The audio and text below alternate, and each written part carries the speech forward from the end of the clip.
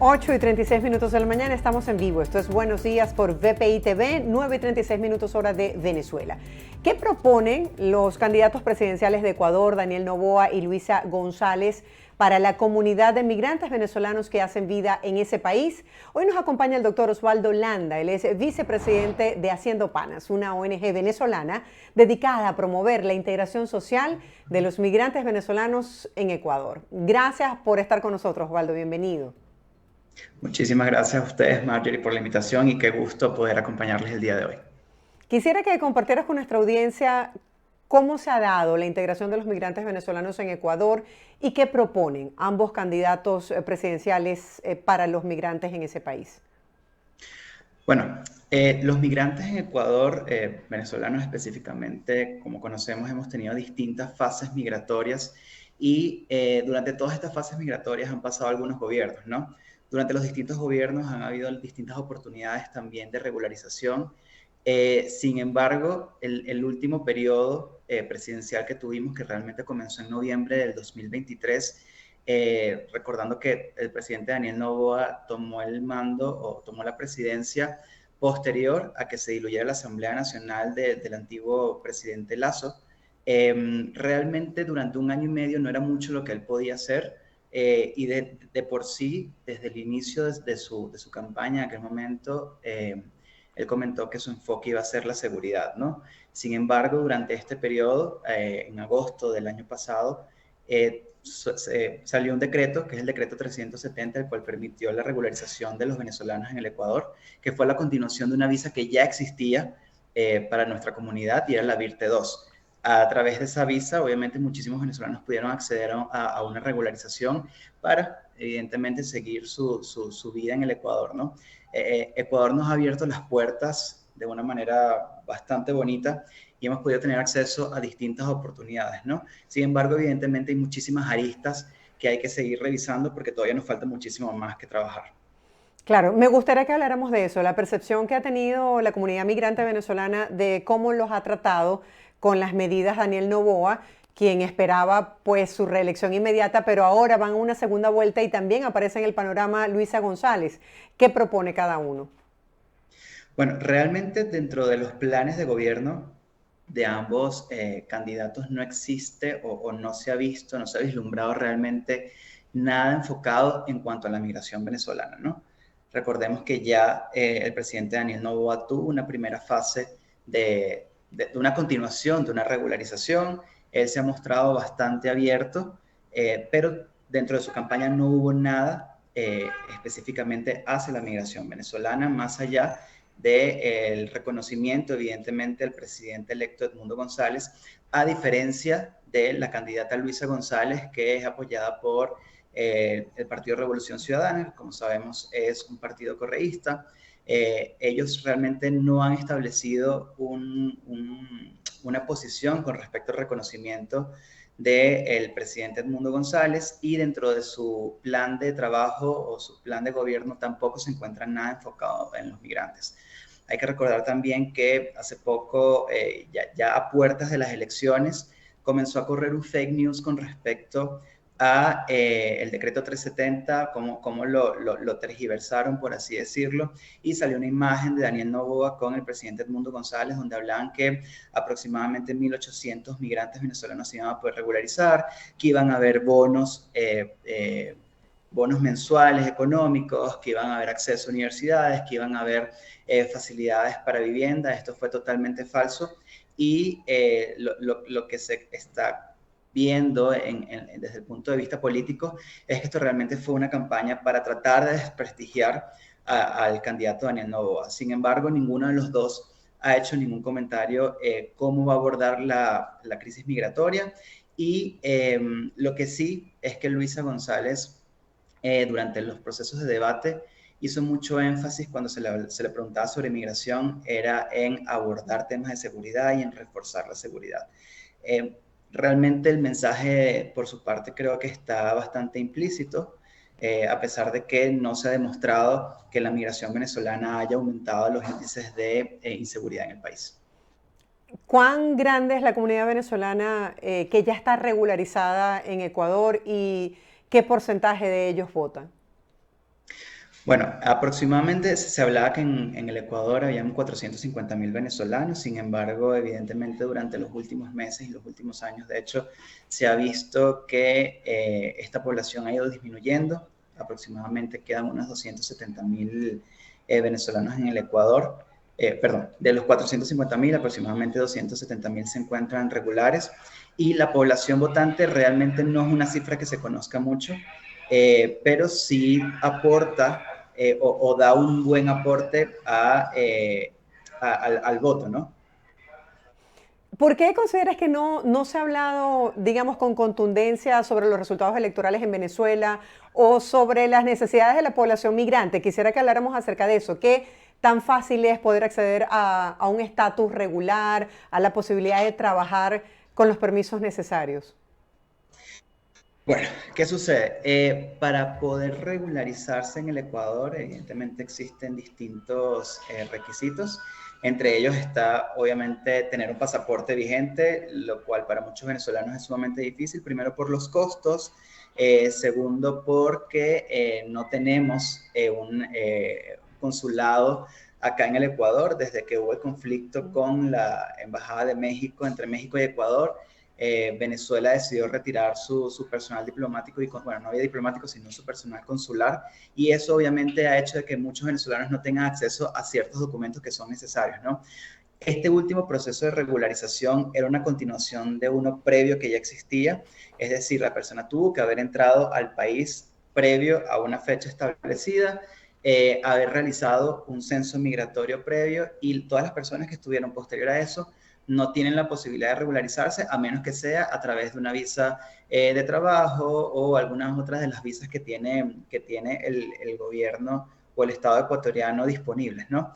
Pero el principal problema que tenemos los venezolanos en el Ecuador es el acceso a la documentación, que realmente es un derecho. Sin embargo, ese derecho ha sido violado, evidentemente, por todas las situaciones que ya conocemos.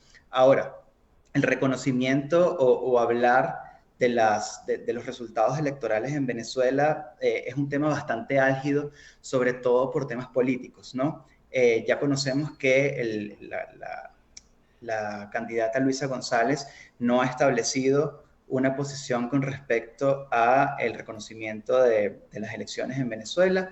Incluso ella estuvo en algunas entrevistas en algunos medios de comunicación, y por más que le preguntaban no hacía ningún comentario, y hablaba de que el problema de los problemas de los venezolanos eran de los venezolanos. Sin embargo, el candidato Daniel Noboa, actual presidente, sí ha reconocido, sí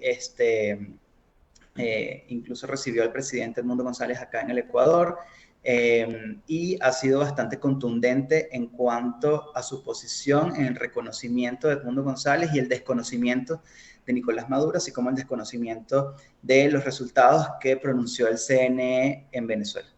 Quisiera que tocáramos también otro tema que ha impactado a la comunidad de venezolana en el mundo, en especial en Ecuador, y tiene que ver con este joven que falleció el viernes de la semana pasada. Se dice que no obtuvo la cobertura necesaria de medios y la importancia de un pronunciamiento de las autoridades porque estaban en pleno proceso electoral del fin de semana. Pero, ¿qué se sabe del caso de este joven que aparentemente murió por violencia de funcionarios metropolitanos?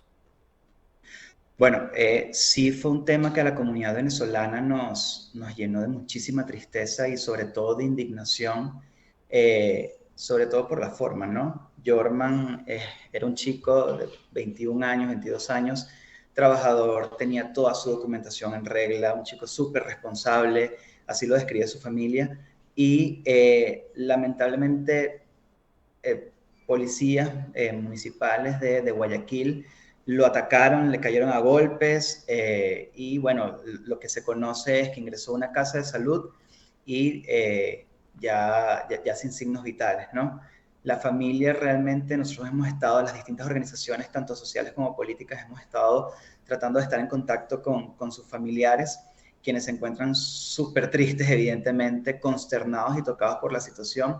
Y claro, no hubo mayor cobertura por todo el tema de las elecciones, ¿no? Ese fin de semana el foco fue las elecciones, incluso se hizo muchos llamados de las distintas organizaciones al gobernador al alcalde de Guayaquil, para que pudiera transparentar la situación, para que pudiera tener acceso la familia de Jorman a todo el proceso. Sin embargo, nunca hubo respuesta y hasta el momento no existe respuesta, más allá de un comunicado de la policía donde cuentan una historia completamente distinta.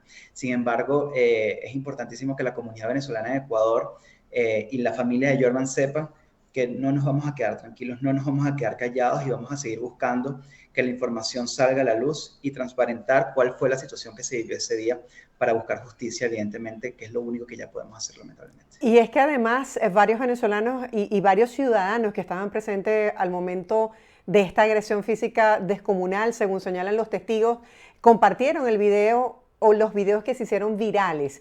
La familia asegura sentir mucho miedo, dicen que han sido amenazados incluso por lo que esto podría involucrar. Entonces, bueno, gracias por ponernos en contexto y me gustaría que habláramos acerca de eso. ¿Qué tipo de respeto a los derechos humanos existe en Ecuador hacia la población migrante? Porque algunos dejan entrever que pudo ser algún tipo de cobro de vacuna, pero también en específico por ser venezolano. Sí, bueno, mira, no tenemos la información a ciencia cierta, lamentablemente, eso es lo que se está manejando en efecto. Sin embargo, como lo mencionabas, María, la familia de Jorman no ha querido dar mucha información porque se encuentran amenazados aparentemente y han querido dejar las cosas como quien dice en paz, ¿no? Creo que todos los venezolanos que estamos fuera de nuestro país nos sentimos evidentemente sumamente desamparados y cuando puedan ocurrir estas situaciones podemos tener mucho miedo, ¿no? No saber a dónde ir, en quién confiar, en quién no, sabiendo que existen antecedentes en el Ecuador de muchísima xenofobia, ¿no? Yo creo que a pesar de esto, el Ecuador ha sido un país bastante receptivo y realmente los venezolanos tenemos acceso a todos los servicios básicos, por así decirlo. Aquí nunca se le ha negado la educación a los niños, evidentemente con ciertos requisitos que se debe cumplir, pero han sido muy respetuosos en eso, ¿no? En el acceso a la educación, igualmente en el acceso a la salud. No puedo negar que puedan haber existido ciertos hechos, por así decirlo, aislados, que por el manejo de ciertos funcionarios o de ciertas personas que puedan recibir al venezolano para hacer algún trámite, para ofrecer algún servicio, hayan negado la atención por ser migrante, por no tener cierta documentación, por no tener alguna visa, pero sí es necesario mencionar que el acceso a la salud, el acceso a la educación, el acceso a servicios básicos está garantizado independientemente del estatus migratorio que tenga la persona, ¿no? Obviamente, toda esta situación de Jorman nos ha dejado muy pensativos a todas las organizaciones sociales y políticas porque queremos saber qué es lo que realmente sucedió y llegar a fondo de esta situación para poder esclarecer, poder darle una respuesta a la comunidad venezolana que evidentemente está muy al pendiente de qué fue lo que sucedió, porque evidentemente eso levanta un poco de miedo, ¿no? Saber que a Jorman le pudo haber pasado esto por un ataque de xenofobia o por falta de ética por parte de la policía municipal, pero que le dice al venezolano que eso no le puede suceder en su día a día. Y al propio Entonces, ecuatoriano que está ya haciendo claro, vida. por supuesto, por supuesto. No es secreto para nadie que los ecuatorianos lamentablemente en sus negocios han tenido que pagar vacunas. Y eso ha jugado un papel fundamental, esta situación ha jugado un papel fundamental también en el resultado de las elecciones, porque la gente está entre ver qué puede suceder a lo mejor con Luisa González, si se vuelve a las prácticas del correísmo, donde a lo mejor no habían todos estos problemas. No sabría decir por qué exactamente la comunidad ecuatoriana conocerá cuáles eran los tratos que habían para no tener estos picos de inseguridad o una